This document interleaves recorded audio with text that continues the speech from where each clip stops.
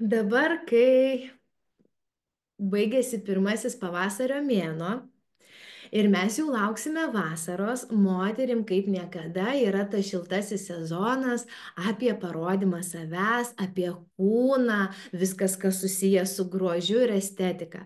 Tai labai svarbus momentas.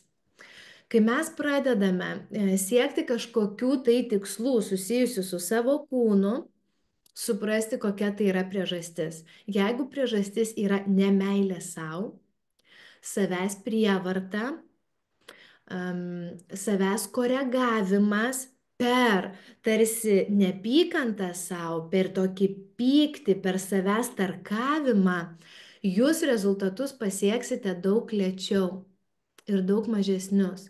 Nes kai aš nemyliu savęs, nepriimu savęs, mano kūnas įsitempia. Nu, pažiūrėkit, bet kurioje situacijoje, kurioje nejaučiat meilės, kaip reaguojat su agresija, su kova, su pykčiu. Nu, nes jaučiat, kad nemyli, kad neskleidžia šilumos, kad neskleidžia tas žmogus, kad tas žmogus, ne, tai lygiai taip pat ir kūnas reaguoja, jis tarsi užsidaro pokyčiams. Ir aš galiu čia sakyti, nu, bet čia iš meilės savo, aš tiesiog noriu būti lieknesnė, aš noriu būti -15 kg, bet čia juk yra iš meilės savo, tai aš geriu vandenį, bėgioju vieną dieną, trečią dieną bėgioju jau daugiau, paskui dar sportuoju, ir čia supraskit, kad meilė savo yra pirmiausia dalykai, kurie kartais atrodo labai nelogiškai, netgi kruasano arba makarūnso suvalgymas. Nes aš jau taip save džirinu, aš jau taip noriu, kad čia pasiekta rezultatą. Tai va labai stebėkit, ar aš veiksmą pradedu iš meilės savo. Nes jeigu veiksmas link savęs yra ne meilė, o nublemba, artėja šiltasis sezonas, reikės pasirodyti, ką žmonės pasakys, man gėda, nervuoja mane, kaž viskas gerai, bet netgi tame pyktyje, tame tokiam susinervavime, jūs turit atrasti tą besąlyginę meilę savo, savo kūnui ir visam procesui. Tada procese nebejausit kančios, pavyzdžiui, sportavime, nes galima eiti su kančia ir kiekvieną dieną įsivaizduot, kaip aš kenčiu ir tas kūnas užsifiksavęs 2 mėnesiai, 3 nėra rezultatų. Aš kenčiu, tai faktas, viskas yra įsitempę, tu kenti. Nes kas svarbu procesas, moteriai svarbu procesas, vyriškai energijai yra svarbus rezultatas. Ir mes visos išmokusios pagal vyriškos metodus visko siekti gyvenime ir matom, kad nepasiekėm. Ir matom, kad pasiekėm ne taip, kaip norim. Ką dar matom, kad pasiekėm ir paskui atauga dvigubai. Nes tu visą laiką laikei savyje tiek daug įtampos. Ir dažniausiai pas moterį, jeigu imant kūną ir kilogramus, yra emocijos ten.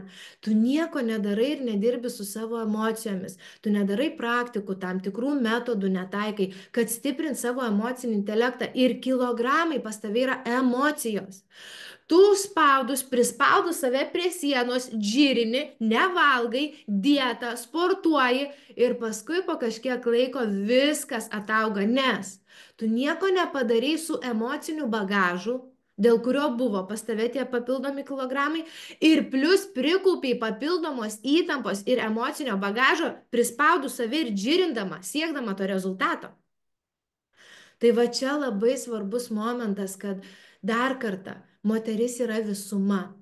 Negalim išimti detalės kūnas, aš būsiu gan moteriška, viską, bet kūne aš taikysiu vyriškai. Niekam nesakysiu, aš ten, žinot, pamanipuliuosiu, nieko nesigaus.